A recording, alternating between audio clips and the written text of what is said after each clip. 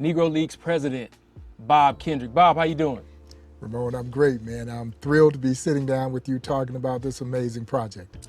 So some of our fans might not have a ton of knowledge about the Negro Leagues and the museum and yourself. So can you give us a little backstory about you growing up and your passion for this story and how you ended up becoming the president of the Negro Leagues Baseball Museum?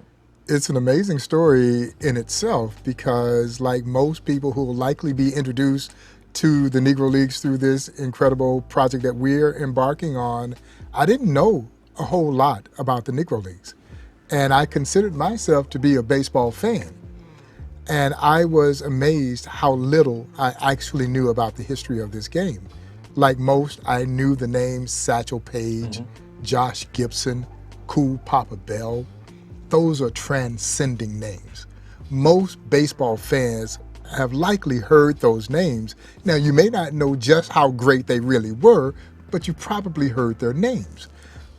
But to be honest, Ramon, I had no idea about the breadth, the depth, the scope, the magnitude that this history represented both on and off the field. And I became enamored in it. I guess you could say engrossed. I wanted to learn as much as I could. And man, I didn't want to keep it to myself. I wanted everybody else to feel the same way that I felt about it. And little did I know, in 1993, I'm working for the local newspaper, the daily newspaper in Kansas City. I was senior copywriter in the Kansas City Star's promotions department, which functioned as his in-house advertising agency. And so I drew the assignment of promoting the Negro Leagues Baseball Museum's first ever traveling exhibition, an exhibition called Discover Greatness. It is still touring the country to this day. And so I decided, well, let me go down and visit this Negro Leagues Baseball Museum, which honestly I didn't even know existed at that time. And I go to the Lincoln building where the museum was kind of housed. And I go up to the third floor and I knock on the door, and the late Don Motley, who was the executive director of this fledgling museum, I look at him and I say, I'm looking for the Negro Leagues Baseball Museum. And he looks back at me and he says, son, you're standing in it. It was just this one room office, not much bigger than this area that we're sitting here talking right now. No way. But little did I know that I had just walked into what would become my passion. I fell in love with the story, and I fell in love with the amazing athletes who made this story. And then I started to meet them. And of course, as you know, one athlete in particular, my dear friend, the late great Buck O'Neil, my longtime friend, my confidant, my mentor, and I fell even deeper in love. And so at this point, I just wanted to do any and everything that I could to assist the museum in its mission to preserve and celebrate and illuminate this piece of history. I had no idea, man, that it would turn into a career. And perhaps one of the most gratifying things that I could have ever done professionally or personally. And so I have been blessed to be a part of this organization for now 3 decades. Who knew? Years. Who knew? Yeah, who knew? Who knew? You go from being a volunteer to now trying to lead this great institution. And so it's been an amazing journey for me. So Bob, what makes the Negro League story such an important story? For me, the story of the Negro Leagues is America at her worst, but also America at her triumphant best. Because this is a story of strong-willed athletes who refused to accept the notion that they were unfit to play this game. And even though this story is anchored against the backdrop of American segregation, a horrible chapter in this country's history, the story here is what really emerged out of segregation. This wonderful story of triumph and conquest. And that is why I believe that those who visit the Negro Leagues Museum have fallen in love with this story. But then again, what's not to love about this story? Because it is everything that America prides herself in being. Because it is about pride, passion, perseverance, determination, courage, And so, yeah, you leave the Negro Leagues Baseball Museum cheering the power of the human spirit. Nice. So we have a new mode, which is how we're introducing the Negro Leagues into the game in this new game experience. How does it feel for you, Bob, that, you know, a completely new audience is going to be able to experience these stories in a completely new way in an interactive medium? It's exciting.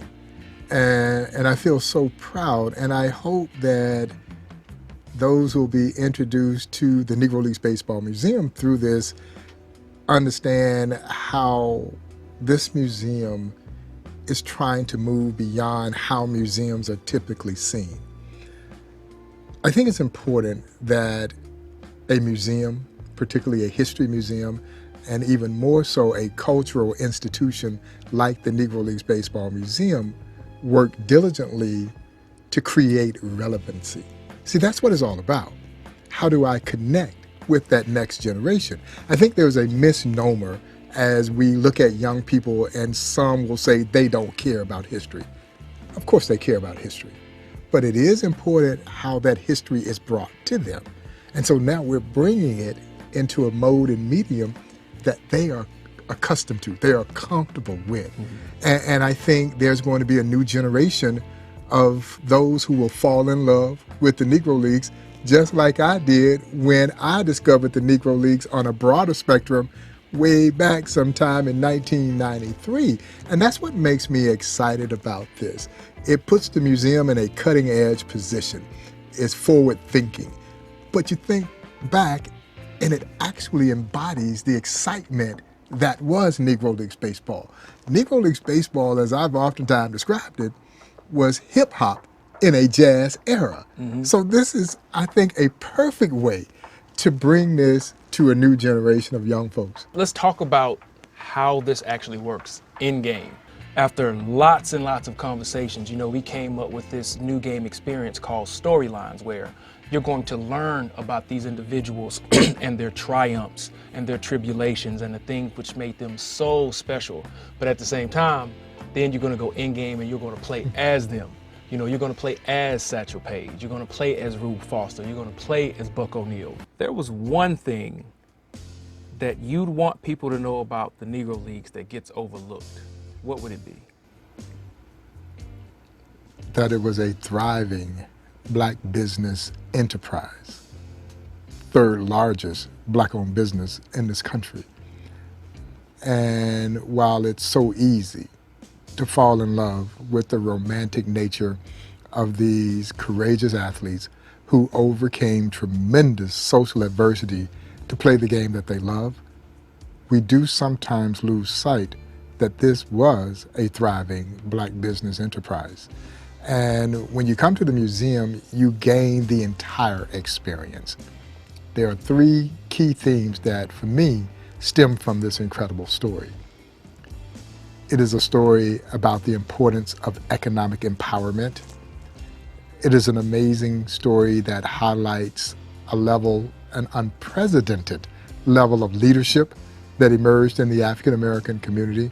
And ultimately, it is the story of the social advancement of America as Jackie Robinson, again, is handpicked from the Kansas City Monarchs to break Major League Baseball's color barrier. All of those themes are wrapped inside this wonderful story of these tremendously talented athletes who needed a forum to showcase their world-class baseball abilities. And that's what the Negro Leagues gave them. よろしければチャンネル登録といいね、あとツイッターのフォローお願いします。ピース